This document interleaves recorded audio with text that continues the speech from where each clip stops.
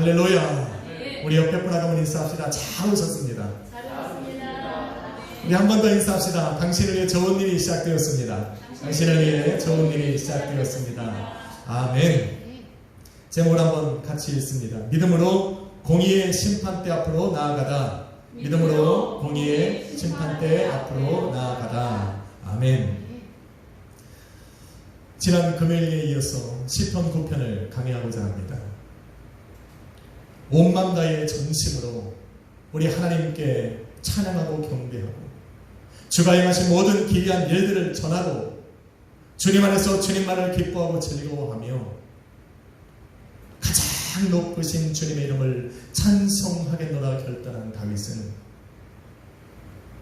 자신의 이러한 결단이 시편 9편 3절에 기록된 바와 같이 자신의 원수들이 물러갈 때에 그들이 주님 앞에서 넘어져 망할 것임을 확신했기 때문이라 이야기를 합니다.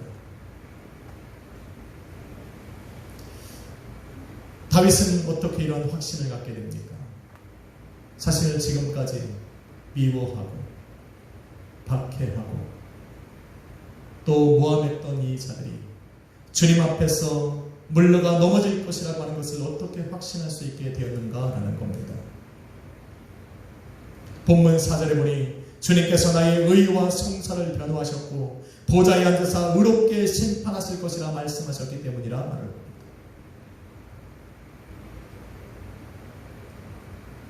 주님께서 심판의 보좌에 앉으셔서 심판하시니 그 자리에서 이방 나라들을 책망하시고 악인들을 멸하시고 그들의 이름을 영원히 지우실 것임을 말씀하셨기 때문이라 말합니다. 또한 본문 7절로 8절에 기록된 바와 같이 여호와께서 심판을 위한 보좌를 준비하셨고 그 위에 영원히 앉으셔서 공의로 세계를 심판하시고 정직으로 만민에게 판결을 내리신다 말씀하셨기에 그 말씀을 믿고 의지한 다윗은 확신할 수 있었던 겁니다.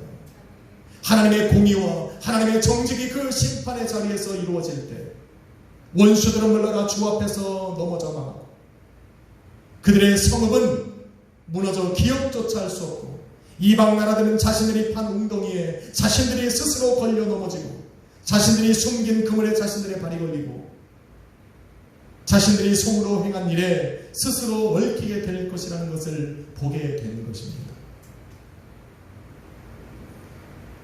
그들은 지옥으로 돌아갈 것이요 하나님을 잊어버린 모든 자들도 그들과 함께 지옥으로 갈 것이라 말합니다. 하나님을 잊어버려서는 안 됩니다. 한번 인사합시다. 하나님을 잊지 맙시다. 그들에게 공의로 심판하시는 주의 심판 때는 두려움 그 자체입니다. 심판의 날은 그들에게 허무한 인생을 깨닫는 자리가 될 것이고 바로 그 자리는 그들에게 멸망의 자리가 될 것이라 시편 9편은 말하고 있는 겁니다. 반대로 여호와를 환난 때에 요새로 삼아 피하는 자들과 여호와를 알기에 그를 의지하고 찾는 자들, 주님의 은혜를 구하며 부르짖는 가난한 자들과 세상의 미움과 박해 속에 고통을 받고 고통 중에 주님 앞에 부르짖는 자들은 승리를 얻을 것이라 말을 합니다. 믿으시면 아멘 합시다. 믿습니까? 우리 집에서 실시간으로 예배하시는 분들도 믿으시면 아멘 합시다. 왜냐하면 주님께서 이들의 요새가 되어주시고 당신을 찾는 자들을 우리 주님께서 버리지 아니할 것이고 그들의 부르짖음을 외면하지 않고 또 이들로 실망치 아니하도록 구원과 승리를 그 자리에서 명할 것이기 때문입니다. 이 모든 것을 믿음으로 바라본 다윗이 어떻게 주님을 찬양하고 어떻게 주님을 감사하고 경배하지 않을 수 있겠냐라는 겁니다. 어떻게 이 모든 엄청난 일들을 자신을 위해서 행하신 그 하나님의 기이한 일들을 세상에 선포하지 않겠냐라는 겁니다. 그러게 다윗은 이야기하는 거예요. 내가 주 안에서 주님만을 기뻐하고 즐거워할 것이고 모든 세상을 심판하시고 만민을 판결하실 그 뛰어나신 주님의 이름을 영원히 찬송할 것이라 이야기를 합니다. 주님을 찬양하는 데는 이유가 있는 겁니다. 왜 우리가 주님을 찬양해야 되고 왜 주님의 이름을 세상과 열방 중에 선포해야 되는지 바로 지금 다윗은 그 이유를 말하고 있는 겁니다. 공의와 정직으로 세상을 심판하시는 것은 하나님의 속성입니다. 그러기에 하나님의 공의는 시편 9편에 기록되어진 이 모든 일을 가능하게 하는 유일한 도구입니다. 그래서 저는 세상에 두려움이 되고 하나님의 자녀들에게는 찬송과 기쁨과 소망이 되고 기쁨이 되는 하나님의 공의가 뭔지, 하나님께서 공의로 심판하시는 그 기준이 무엇인지, 하나님께서 공의로 심판하시는 그 심판대 앞에서 믿음으로 나아가는 성도들에게는 그 자리에서 어떠한 판결을 받게 될 것인지를 저는 말씀드리려고 합니다. 저 또한 하나님의 마지막 심판대 앞에 서야 되는 성도입니다. 여러분도 하나님의 심판대 앞에 서야 하고, 하나님을 믿던 믿지 못하던, 하나님을 알던 하나님을 알지 못하던, 하나님을 부인하며 살았던, 하나님을 믿으며 살았던, 이 세상에 보내심을 받은 하나님께서 창조하셨던 그 모든 사람들은 하나님께서 열어놓으신, 준비하고 기다리고 계시는 그 마지막 심판대 앞에 서야 합니다. 그 앞에 믿음으로 선 저와 여러분이 어떠한 판결을 받게 될 것인지 저는 오늘 말씀을 통해 말씀드리려고 합니다. 기대가 되지 않습니까? 이것을 알아야 주님의 심판대를, 주님의 그 심판의 날을 우리는 소망 중에 기다릴 수가 있는 겁니다. 그저 그 자리에 갔을 때 내가 도대체 어떤 판결을 받을 수 있을지 모르고 그 앞에 나아가는 사람들은 두렵습니다. 무섭습니다. 그런데 오늘 설교 말씀을 통해서 저와 여러분 그 두려움에서 살아가게 될 것입니다. 소망하기는 오늘 말씀을 듣고 다윗처럼 공의로 심판하시는 그 주님의 심판대가 저와 여러분에게 기쁨이 되고 찬송의 자리가 되기를 주님의 이름으로 축원합니다. 첫째로 하나님의 공의가 무엇입니까? 원어로 공의란 미슈파트입니다. 이것은 심판하다 라고 하는 동사의 슈파트에서 파생된 겁니다. 그러기에 하나님의 공정하고 정직한 심판을 우리는 공의다 말하고 있는 겁니다. 그래서 하나님의 공의를 찾아 구하는 이가 있다면 그 사람은 바로 하나님께서 정직과 공정한 것으로 심판을 해 주시기를 요청하고 있다 생각하면 되는 겁니다. 억울하다는 겁니다. 세상에서는 나의 이 억울한 마음을 풀 수가 없으니 공정한 심판을 내릴 수 있는 그 주님께서 나에게 공정한 심판을 해달라고 지금 요청한다고 말하는 겁니다. 성경에서 하나님의 공의의 심판을 가장 잘 나타낸 사람이 솔로몬입니다. 열왕기상 3장에 보면 다윗을 이어 왕이 된 솔로몬은 기브온 산당에 올라가서 그 하나님께 1000번제를 드립니다. 1000번제가 끝나는 그 마지막 그날 밤 여호와께서 솔로몬을 찾아가 말씀하셨습니다. 내가 내게 무엇을 줄까? 내가 너에게 무엇을 줄고 너는 내게 구하라. 솔로몬이 그 주님의 음성을 듣고 나선 이렇게 간구합니다. 주님께서 택하신 백성은 크고 수요가 많아서 셀 수도 없고 또 기록할 수조차도 없사오니 이 많은 주님의 백성을 심판하여 재판하여 선악을 분별할 수 있는 그런 분별할 수 있도록 듣는 마음을 달라 말합니다. 듣는 마음.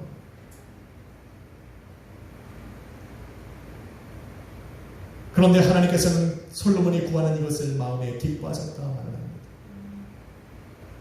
여러분, 하나님의 공의는 자신을 낮추고 주님의 말씀에 귀를 기울이는 사람들에게 나타납니다. 잘 들으셔야 돼요. 하나님의 공의는 자신을 낮추고 주님의 말씀에 귀를 기울이는 사람들의 삶에 나타납니다. 그러한 하나님의 공의가 선포되어지고 그 공의의 말씀에 순종하면 선악을 분별할 수 있는 지혜가 생기는 것입니다.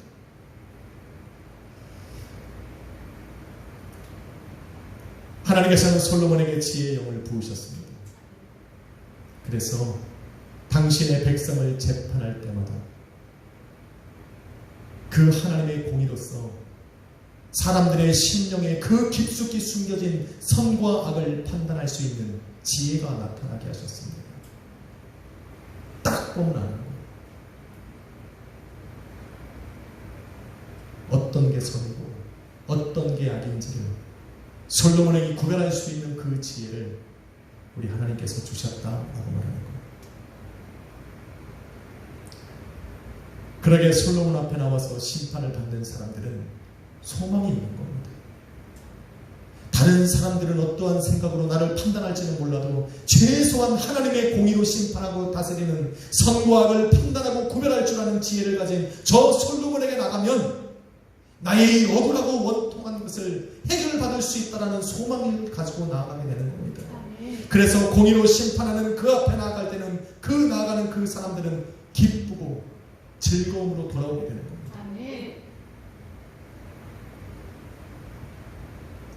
다윗은 이러한 이유 때문에 주님의 공의를 구하고 있습니다.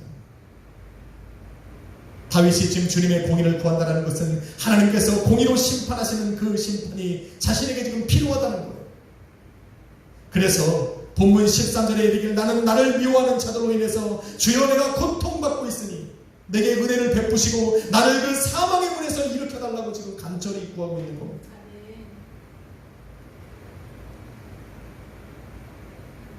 나를 사망의 문에서 일으킬 수 있는 것은 바로 하나님께서 공의의 심판의 보좌를 여시고 내가 그 앞으로 나아갈 때만이 가능하다는 것을 지금 다윗은 이야기를 하고 있는 겁니다.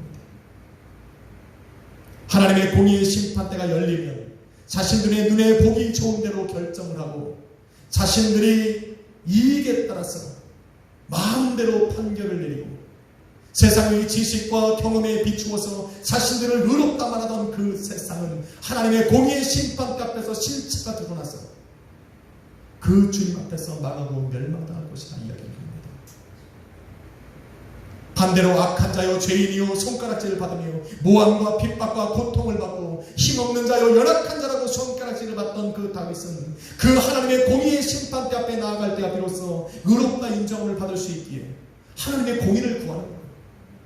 세상에 그 많은 사람들은 나를 하나님이 의롭다 말할 수 있는 사람이 없는데 하나님의 공의의 심판대 앞에 나아가서만 비로소 나는 하나님께 의롭다를 얻을 수 있기에 하나님의 공의로운 그 심판대를 간절히 사모하고 기다리는 겁니다. 내가 그 앞에 나아가면 우리 하나님께서는 나의 이 억울한 마음을 아시기에 내 안에 숨겨진 이 진실을 아시기에 내가 나를 그 원수의 목전에서 구원과 승리를 선포해 주실 것을 확신했기 때문에 그 공의로운 심판대 앞으로 나아가고자 하는 겁니다.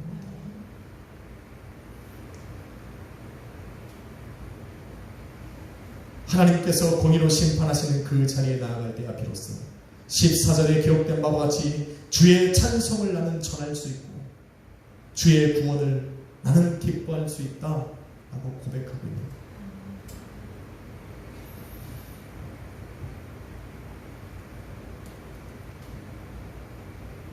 다윗의 이러한 기쁨이 저와 여러분에게도 곧 올 것입니다.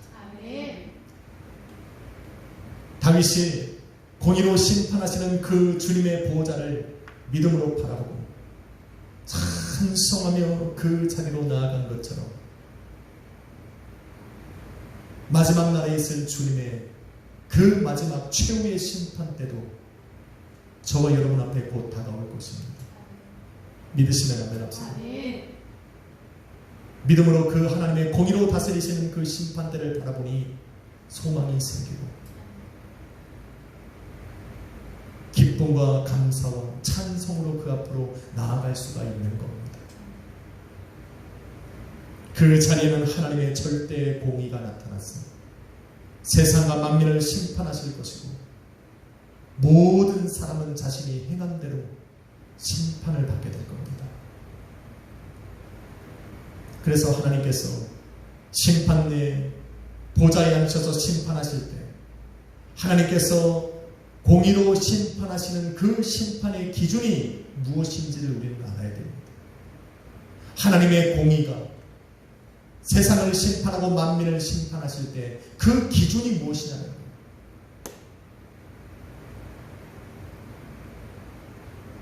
그 기준을 모르면 나는 의로운 것처럼 마치 다윗을 핍박하면서도 하나님의 심판대 앞에 담대하게 섰던 그 무지한 사람들처럼 아마 우리도 담대하게 그 앞에 서게 될 겁니다. 그러나 공의로 심판하시는 그 하나님의 기준을 안다면 우리는 이 땅에 살아가면서도 담대할 겁니다. 그 기준이 무엇입니까? 여러분 계시록 2장 12절로 13절에 보니 죽은 자들이 무덤 대선하고 그 보좌 앞에 섰는데 죽은 자들이 자기 행위를 따라 하나님 앞에 놓여진 그 책들에 기록된 대로 심판을 받으니 그들이 자기의 행위대로 심판을 받더라 말을 합니다. 다시 말해서 하나님의 공의로운 심판대 앞에서는 이 땅에 살아가는 날 동안에 우리가 행했던 그 행위들이 바로 기준이 된다는 겁니다. 여기까지만 들으면 참 두렵습니다. 요한복음 5장 29절에 이르길 선한 일을 행하여 생명의 부활로 나오는 자들도 있고 악한 일을 행하여 심판의 부활로 나오는 자들도 있다 말을 합니다.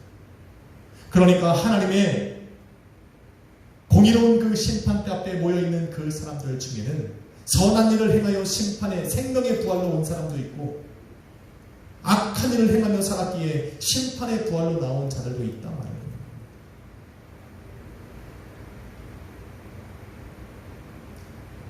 눈여겨볼 것은 선한 일을 행한 사람이 생명의 부활로 그 자리에 섰다면 악한 일을 행한 사람은 사망의 부활로 그 자리에 서야 한다고 말을 해야 되는데 사망의 부활이 아니라 심판의 부활이라 이야기를 합니다.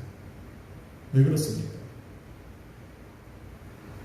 선한 일을 행한 사람은 공의로운 주의 심판대 앞에 서기 전 이미 그가 행한 선한 일로 인해서 하나님의 심판대 앞에 서기 전부터 영원한 생명을 판결받았기 때문에 그에게는 심판의 부활이 필요가 없는 겁니다. 그래서 이미 생명의 부활이라 말을 하는 거예요. 그런데 악한 일을 행하며 살아갔던 사람들은 영원한 그동안에 살아가면서 지었던 그 악한 모든 일들을 하나님의 공의로 심판받아야 하기 때문에 하나님의 보좌 앞에 펼쳐진 그 책에 기록된 모든 것들을 하나님의 기준에 맞춰서 심판을 받아야 하기 때문에 생명이 아니라 심판의 부활로 그 자리에 서 있는 겁니다. 그 모든 심판이 끝났을 때 그들을 기다리는 것은 영원한 형벌과 사망뿐입니다. 영원히 꺼지지 않는 유황불이 그들을 기다리고 있고 끝없이 밀려오는 후회와 절망이 그들을 기다리고 있는 겁니다. 그래서 우리는 그 하나님의 기준을 잘 알아야 돼요. 하나님의 그 심판대 앞에서 판결을 내리는 그 기준을 잘 알아야 됩니다. 그 기준이 무엇입니까? 그 절대 기준이 되는 선한 일. 마태복음 19장 16절에 보니 어떤 사람이 예수님께 찾아와 묻습니다. 선생님, 내가 무슨 일을 행하여야 영생을 얻을 수 있겠습니까? 최소한 예배 때 좋은 건 알고 오빠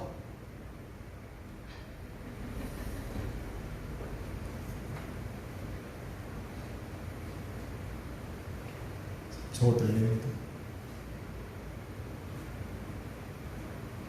내가 무슨 선한 일을 해야 영생을 얻을 수 있습니까? 라고 묻습니다. 그러니까 이 사람도 선한 일을 해야 영생을 얻을 수 있다는 것을 알고 있었다는 겁니다. 당시의 기준이 그랬다는 겁니다. 그랬더니 예수님께서 이런 말씀을 하십니다. 세상의 선한 일은 오직 여호와 한 분이시니 그의 계명들을 지키라. 여기서부터 잘 들으셔야 돼요. 아직 잘못하면 오해할 요지가 있습니다. 선하신 하나님께서 말씀하신 계명들을 지키는 것이 선한 일이다 말을 하는 겁니다. 하나님의 심판대 앞에서 심판의 부활이 아닌 생명의 부활을 얻게 하는 선한 일이 바로 유일하게 선하신 그 하나님의 계명들을 지키는 것이다. 잘 들으십시오. 선하신 하나님께서 세상이 알게 하신 계명들은 율법을 받아 적은 모세의 글과 성령에 감동되어 하나님의 말씀과 계명을 기록한 모든 선지자의 글들과 시편과 그 외 다른 성경들을 통해 세상에 알려졌습니다. 그런데 예수님께서 이 땅에 오셔서 말씀하시기를 모세의 율법과 모든 선지자들의 글과 시편과 및 모든 성경은 자신에 관하여 기록한 것이라 말씀하셨습니다. 지금 성경이 누구에 관해서 쓰고 있다는 겁니까? 예수님에 관해서 쓰고 있다. 이거 해라, 저거 해라, 이거 하지 말아라, 저거 하지 말아라. 이러한 율법들, 수백 가지가 넘는 이 모든 율법들을 기록한 그 모세의 율법도 누구에 관해서 말하고 있다? 예수 그리스도에 관해서 이야기하고 있다. 그 모든 율법들이 누구 안에 있다는 겁니까? 예수 그리스도 안에 있다는 겁니다. 그리고는 이 기록된 모든 것들이 다 이루어져야 한다. 예수님께서는 말씀하셨어요. 잘 들어오십시오. 그래서 예수님을 만났던 빌립이 자신의 친구인 나다나엘에게 찾아가서 뭐라고 말을 하냐면 요한복음 1장 44절에 모세가 율법에 기록하였고 여러 선지자들이 자신들이 책에 기록해 놓은 바로 그 사람을 내가 만났으니 바로 요셉의 아들 나사렛 예수라 말을 합니다. 그 얘기를 들은 나다나엘이 뭐라고 말합니까? 그 나사렛에서 무슨 선한 것이 날 수 있냐 말합니다. 그 나사렛에서 하나님의 그 마지막 심판대 앞에서 나를 생명으로 인도해갈 그 선한 것이 어떻게 날 수 있냐?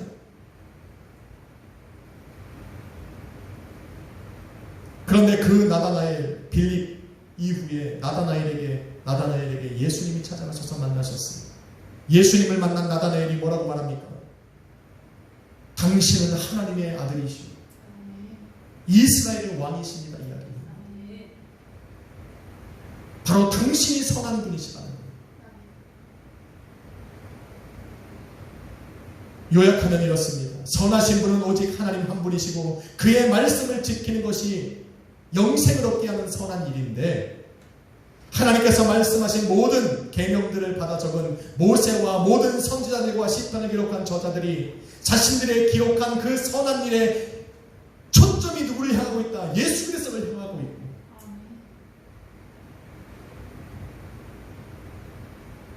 그 예수 그리스도를 말씀을 듣는 것이 곧 선한 일이다 말하고 있는 겁니다. 우리가 왜 예수 그리스도를 믿고 이제 오직 왜 세상에서 우리를 구원하실 분은 예수 그리스도 한 분밖에 없다라고 말하냐면 예수님이 바로 우리의 생명의 부활이 되신 유일한 기준이 되기 때문에 그렇습니다. 성경에서 말하는 그 수많은 율법들도 모세를 통해 선포되고 모든 선지자와 시편을 통해 기록되어진 모든 말씀들의 그 가장 속에는 기준인 누가? 예수 그리스도라고 말합니다. 그러기에 하나님께서 누가복음 9장 35절에 너희는 나의 아들의 말을 들으라.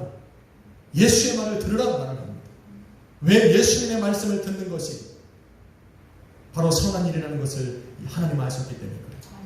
누가복음 10장 16절에 주님께서는 제자들을 보내시면서 이렇게 말을 합니다. 너희의 말을 듣는 것이 나의 말을 듣는 것이고 너희를 저버리는 것은 나를 저버리는 것이고 나를 저버리는 것은 아버지를 저버리는 것이라 말을 합니다.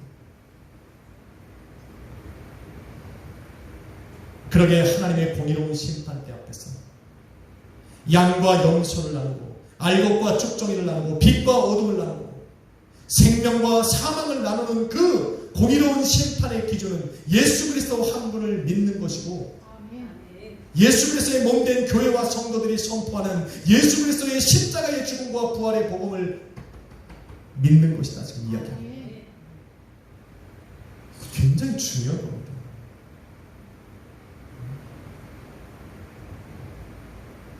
죄로 말미암아 죽을 수밖에 없는 인간이 하나님의 그 공의로운 심판대 앞에서 영생의 문으로 들어갈 수 있는 유일한 기준이 바로 예수 그리스도를 믿는 것이다. 예수 그리스도의 십자가의 죽음과 부활의 복음을 믿는 것이다. 지금 이야기하고 있는 겁니다.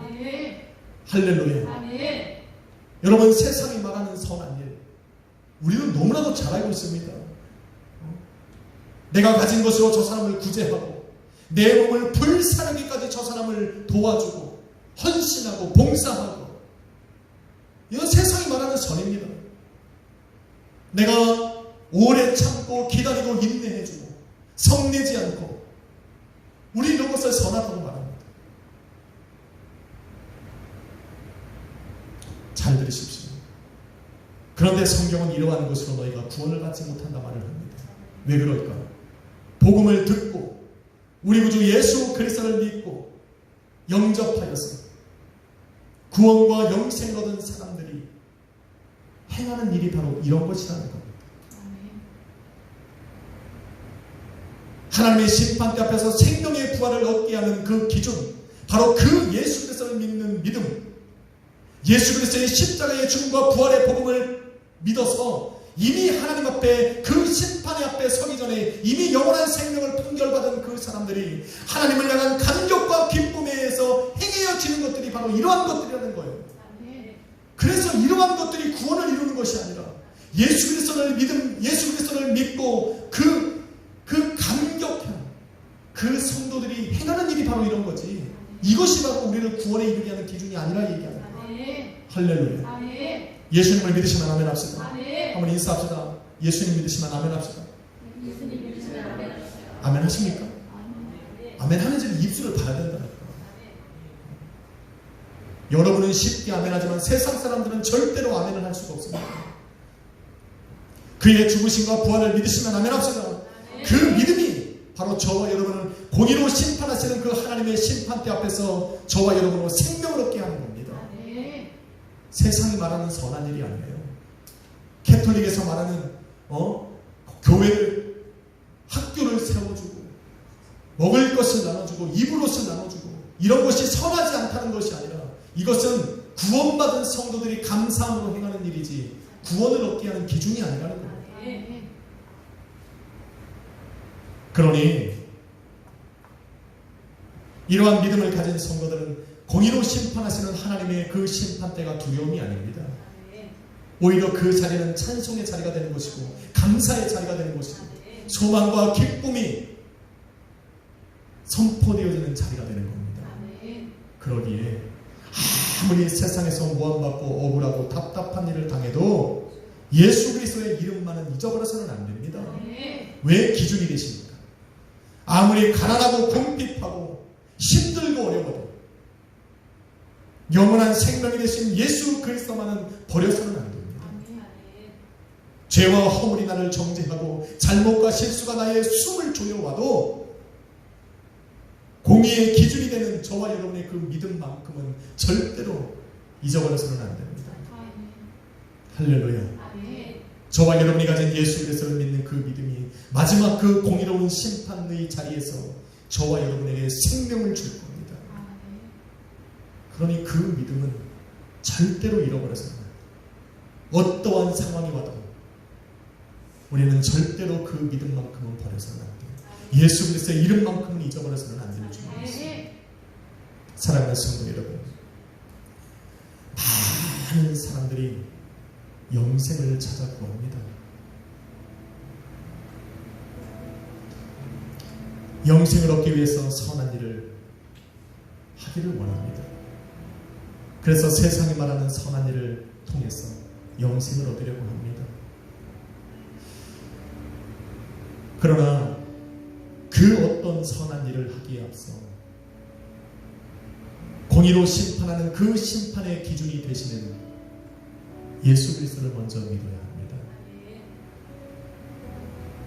나를 위해 죽으시고 부활하사 영원한 생명이 되어주신 그 주님을 믿고 영접하여 온 마음 다해 찬양하고 경배하는 삶을 살아야 됩니다.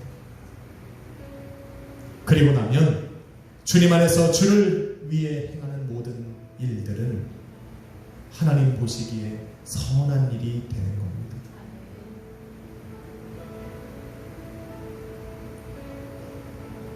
그렇게 영생을 얻게 하는 믿음을 소유한 성도는 드디어 다윗처럼 온 마음 다해 우리 하나님을 찬양하고 감사할 수가 있는 겁니다. 내게 구원을 베푸시고자 내게 행하신 그 기이한 모든 일들을 세상에 선포할 수 있고, 주님 안에 머물며 주님을 오로지 나의 기쁨과 즐거움으로 삼아서 만물에 태어나신 그 하나님의 이름을, 그 주님의 이름을 찬송할 수가 있게 되는 것입니다.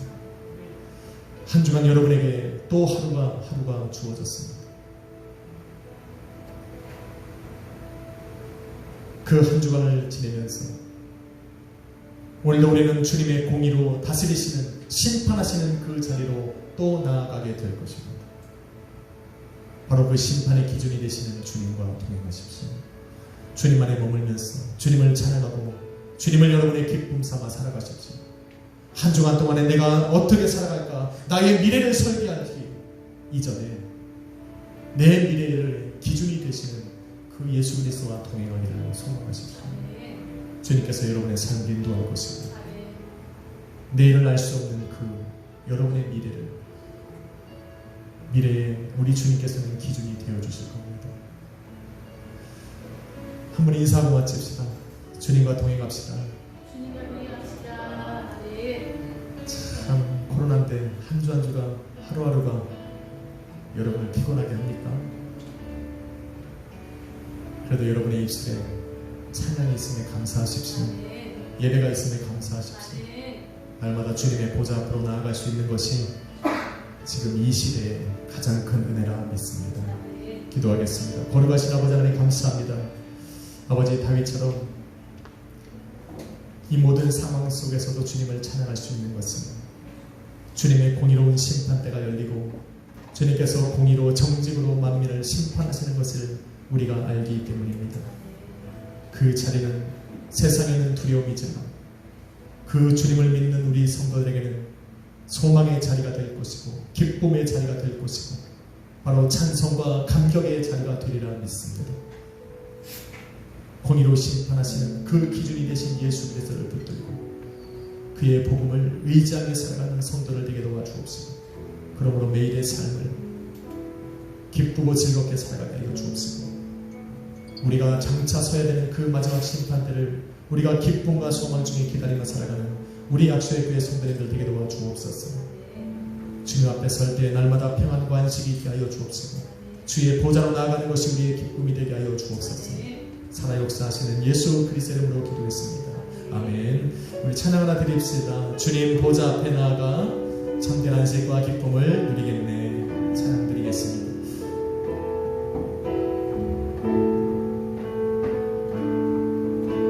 주님 보좌 앞에 나아가 참된 안식과 기쁨 나누리겠네.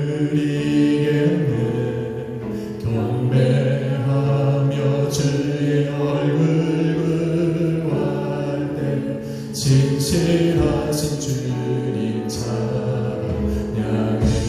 기도 들으시는 하나님, 기도 들으시는 하나님, 폭풍 속에 내 듣고 내 노래시라. 주의 날개 아래서 내 맞추리니 신실하신 주님 찬양. 신실하신 하나님, 신실하신 하나님,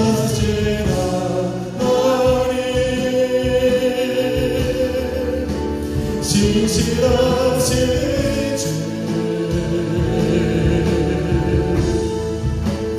나의 주와 하나님은 신실하신